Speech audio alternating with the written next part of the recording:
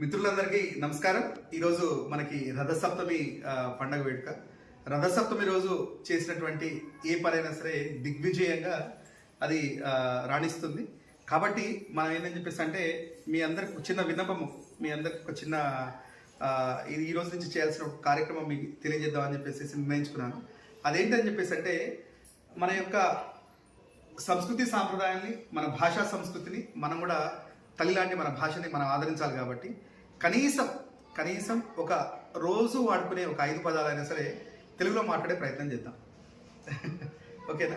5 పదాలు ఏంటని చెప్పేసి అంటే మనము మమ్మీ డాడీ అనే పదాలకు బదులు అమ్మ నాన్న అనే పదాలని వాడదాం. తర్వాత రోజు మనం తినే ఆహారంలో భాగంగా తినే రైస్ అని చెప్పేసి పదం వాడుతున్నాము. తర్వాత కర్రీ అనే పదం వాడుతున్నాము. అది కాకుండా మనకి వాటర్ అనే పదం వాడుతున్నాం. కాకుండా ఈ 3 పదాలకు బదులు తెలుగు పదాలని అన్నము, కూర, మంచినీళ్ళు, ఈ యొక్క 5 పదాలని మనం ఖచ్చితంగా తెలుగు మాట్లాడే వారిగా మన తెలుగు భాష సంస్కృతి సాంప్రదాయాన్ని పరిరక్షించడంలో భాగంగా మన తల్లి లాంటి భాషను మనం పరిరక్షించుకోవాలి. కాబట్టి ఈ 5 పదాలని ఖచ్చితంగా తెలుగులోనే మాట్లాడే ప్రయత్నం చేద్దామా? చాలా తేలికే కదా. ఈ యొక్క నిర్ణయాన్ని మన 4 కుటుంబాల వరకు తీసుకుందాం. అయితే పొరపాటుగా మనం ఏంటని చెప్పేసి అంటే మనము ఈ యొక్క పదాలని మనం కొన్నాళ్ళ వరకు పొరపాటుగా మనం మళ్ళీ ఆంగ్ల పదాలే మళ్ళీ వాడుతుంటాం.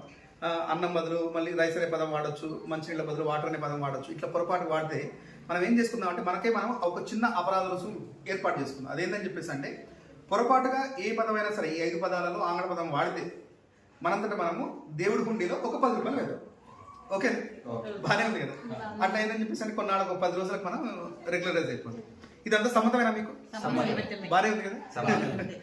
ఓకే, మేము ఈ యొక్క భాషా సంస్కృతిలో భాగంగా ఈ 5 పదాలని మనము తెలుగులోనే మాట్లాడే ప్రయత్నం చేద్దామని చెప్పేసి నిర్ణయించుకున్నాం. మీకు కూడా ఇది నచ్చితే మీరు కూడా దాన్ని పాటించే ప్రయత్నం చేయండి. తల్లిలాంటి మన భాషని కాపాడుకునే ప్రయత్నం చేద్దాం. నమస్కారం.